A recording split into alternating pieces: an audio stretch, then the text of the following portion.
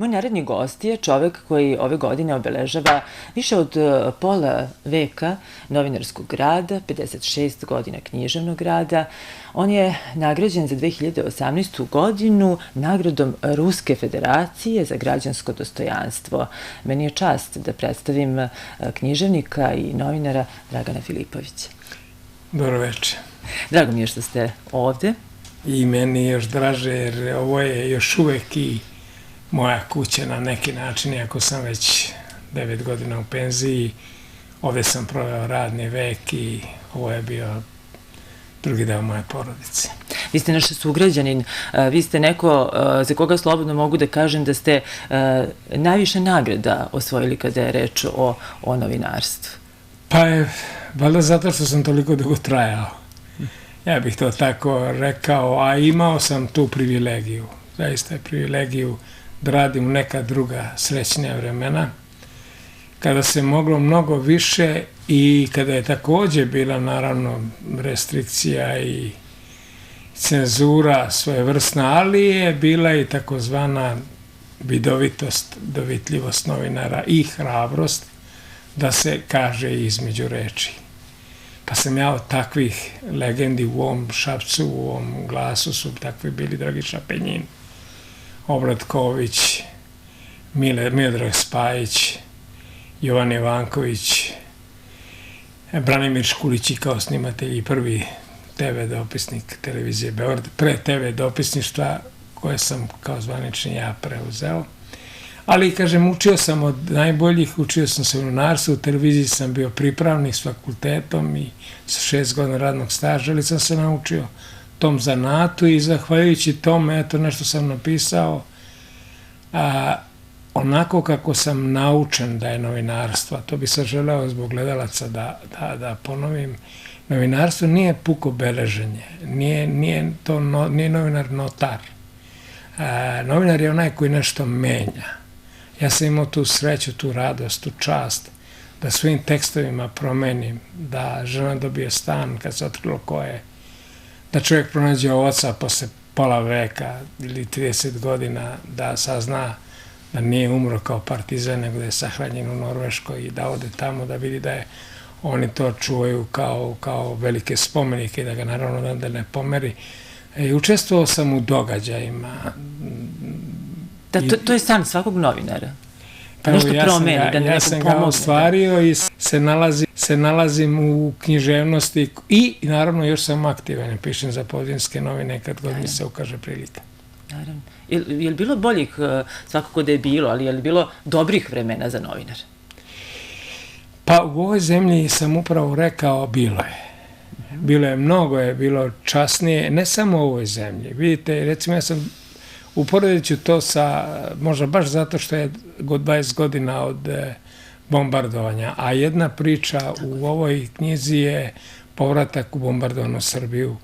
96. kad sam ja prvi put otišao, a boravio sam 11 puta na tlu Sjedinjenih Američkih Država i Kanade, eto, dogodilo se da je bio to 99. godine nesrećni moj odlazak, ne očekuju tako nešto. Doleteo sam iz Rochestera u Čikago i baš sam kod našeg jednog Pere iz Pećanca, on je rođen u Peći kao mali, kao dečak je došao ovde i zato je bio naš u Šabačku tu takozvanu ambasadu, to je bila restoran, i onda sam naručio naravno naše ćevape, to je omiljeno jelo iz mog detinjstva bilo.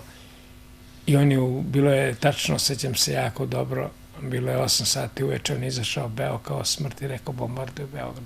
Či mene je rat zatekao u Americi i ja sam znao da mi je povratna karta za Beograd i da će me oni svakako zadržati iz nekih drugih razloga. To ja objašnjavam u priči da sad ne ulazim u detalje. Uglavnom ja sam našao načina kamionom preko prijatelja sakriven pređem u Kanadu i tamo opet zahvaljujući prijateljstvu i čoveku našem koji je već 25 godina radio u poluvojnoj organizaciji Pošta, PTT, uspeo nekako mučno preko 3-4, koristeći 3-4 prevoznika, avioprevoznika Italije, Mađarske i Bugarske da se vratimo. Je li to jedna od priča koja se nalazi u knjizi? To je povratak u bombardovanu Srbiju.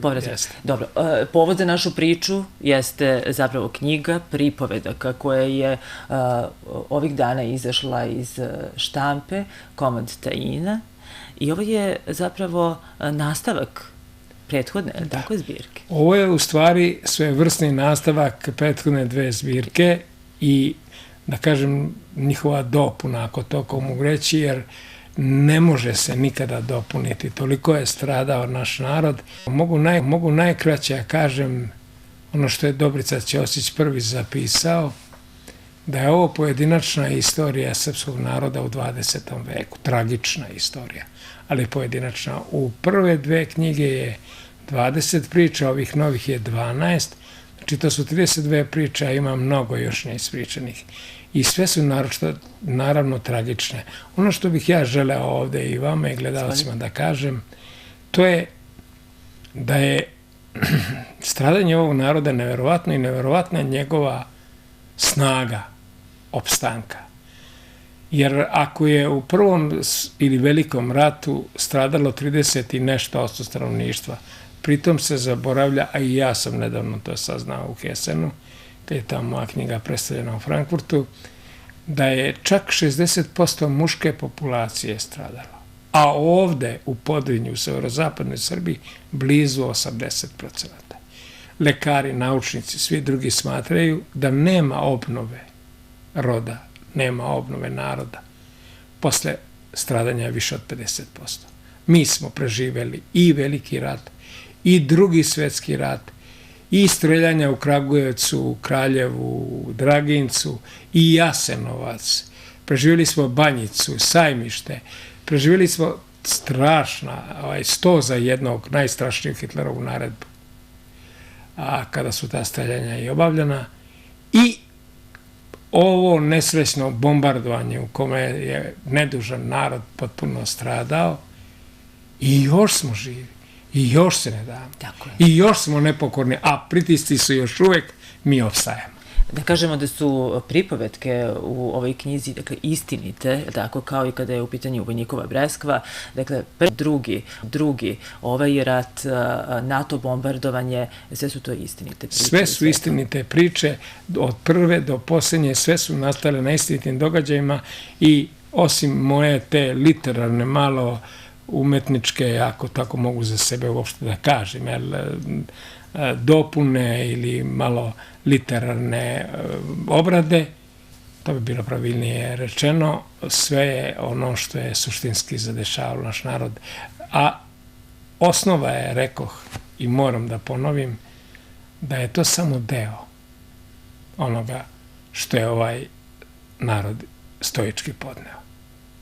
Komad Taina, interesantan naziv. Hoćemo možda da ga objasnimo i da kažem možda neko od mlađe generacije i ne zna šta je. Pravo da vam kažem, ja sam palo sproveo anketu kad je... Jel znaju? Niko ne zna. Od 100 upitanih ni jedan nije znao. Ni jedan jedin. Tain je, da kažem gledalcima, vojnički hleb iz Prvog svjetskog rata i to ne običan hleb. Taj hleb je bukvalno spasao. Taj hleb je mogao da traje između 15, 20 i više dana i da se jede. I da bude hranljiv, neobično hranljiv hleb. I on je kroz Albaniju naše održao u životu naše vojnike da stignu do plaža Jadranskog mora, da prežive i one časove čekanja na brodove koji nisu stizali. Znamo da nije bilo cara Romanova, drugog ruskog cara koji je postao ultimatum da ti brodovi ne bi ni stigli, ali to je već neka druga priča o kojoj sam ja ovdje i govorio. Dakle, taj Tain je višestruko simboličan i mnogo mi je drago da se baš to ime pojavilo evo i u mojoj knjizi. Recite mi kako može čitalačka publika da dođe do knjige? Hoće li biti neka promocija? Pa evo, to sam želeo da posebno kažem. Tek je upravo izašla, a još vlada interesovanje i za onu knjigu prethodnog Vojnikova Breskva. Moje lično mišljenje je da je Vojnikova Breskva ključna. Ona je zaista doživjela veliki uspeh kod čitalačke publike. Ta je priča u stvari pokrenula sve. I sve ovo što postoji, to je u stvari vojnikova Breskva, to je ta tragika, ali i simbolika srpskog naroda je stalno ne samo stradanje, nego i upornost i snaga, ljubav prema životu, ta naša kočopernost, naš prkost, nismo pokorni, jednostavno i zato smo i danas smetnja.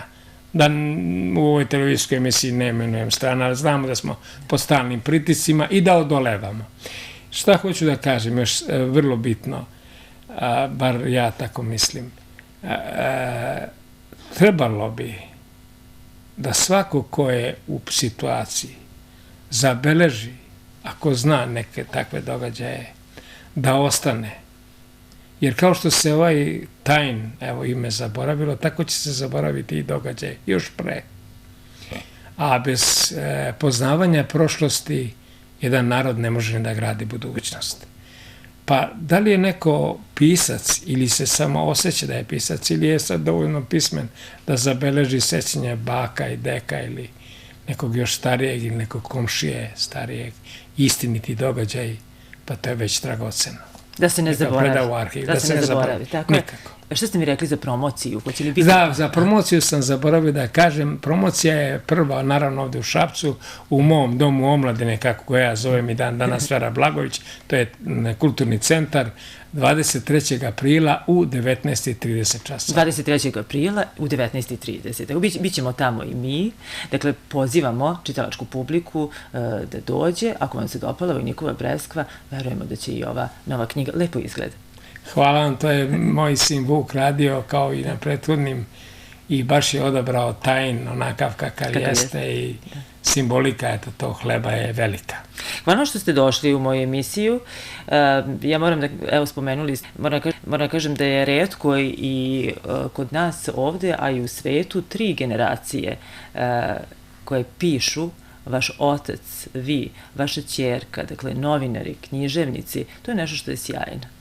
Ja ću samo, hvala vam najpre, veoma sam počastvovan, nas 3 smo novinari. Prvo je otac bio novinar u Glasu Podvinja, došao je kao saradnik, otišao kao pomoćnik glavnog urednika i tu u jednim novinama u Glasu Podvinja. Pa sam ja proveo čak 42 godine, mnogo. Ali sam naravno bio međuvremeno i u televiziji, bavio sam se i bio sam direktor i glavni urednik Radija Šapca. Tako da nisam ja bitan, kćerka izvanredno nastavlja taj posao. Ali ja bih, što se tiče pisanja, pomenuo i generaciju ispred mog dedu. Znači, moj deda Žika Popović je i režirao, i pisao scenarija, i radio, znači, duži je taj nit profesora književnosti. Svi smo, znači, moj deda, moj otac, ja i moja ćerka. Svi smo, i sve to književno, zamislite. Da. To je ipak jedna, tako bih rekao, genetska predodređenost, verovatno. Hvala vam što ste bili gost Šabačkih hronika. Hvala vama.